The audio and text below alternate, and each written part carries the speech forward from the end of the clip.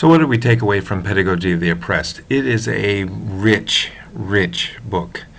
It describes concepts and talks about methods for creating massive social change in one way a very abstract level, but in another way a very approachable and realistic level. We know that this is the basis for what we now call critical pedagogy. Right, the idea that we can create social change, that we can understand what's happening by looking at social and economic factors that contextualize events, that there is often some sort of disparity or disadvantage among different groups, and that's often what we're identifying in comparative and international education, and that social change and our own awareness of our roles in the reproduction of inequality and oppressive societies are a large part of a critical pedagogy approach. But if we look at Pedagogy of the Oppressed specifically, we can say, Friere has the idea that if we educate the oppressed, we can overcome that issue of duality where they're caught between two identities. Are we part of the oppressor culture? Are we a part of our oppressed community? Right? And that we can overcome the duality that addresses or that is felt by both the oppressor and the oppressed communities. Now, this requires subjective and objective elements. Subjectively, we have to have a subjective realization of duality and understand that that won't cure it alone. Just being aware that this exists is not a cure-all. There has to be also objective transformation of societal structures that support oppression. And even that isn't enough. Right? There has to be some sort of shift in the way, in what we're thinking about, the way that education is structured, is planned, is implemented in order for there to be real change. But that alone, again, isn't enough. So it's not enough to have both subjective and objective elements. You have to have them concurrently. You have to have them together, and then you have to push a little beyond that. What does that require? Well, it requires an active dialogue between the educator and the students, between the oppressed and the oppressors. It cannot simply be elitists telling the oppressed what to do for their own good. It's not enough to have a policymaker, for example, say, what you really need to do to succeed is to perform at higher standards. That isn't going to cut the cost or cut the cake or whatever the right saying is, right? You have to have something beyond that. This will never be the solution because this right here does not get at the root of the problem. It doesn't include a realization of duality. It doesn't provide a transformation of social structures, and it doesn't even work with the two in conjunction with one another. It is, however, essential to get the oppressed involved in the process of liberation. So the oppressed really have to take the lead. They have to be the leaders of any sort of revolution or any sort of transformation of education.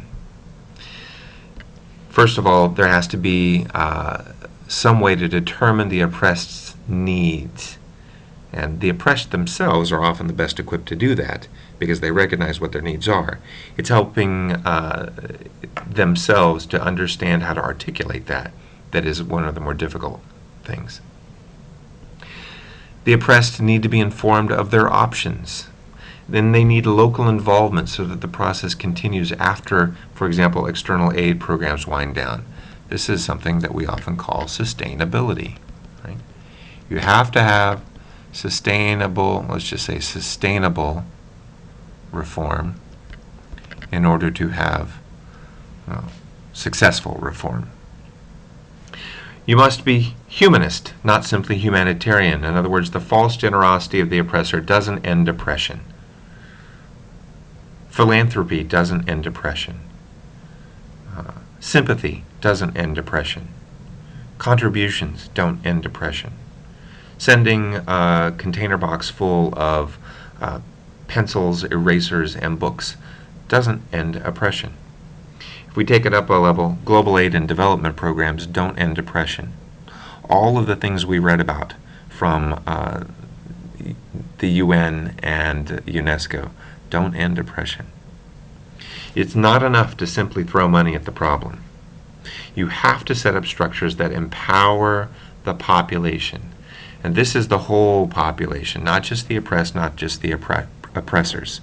They have to all be empowered, but not empowered in a way that gives them power over one another, or that engenders a desire to control or dominate in the way that the system is set up now. So there are two stages according to Friere. One is the actual liberation of the oppressed. That would be practical, structural changes that have some sort of immediate effect on the oppressed. And we'll get into this in a second.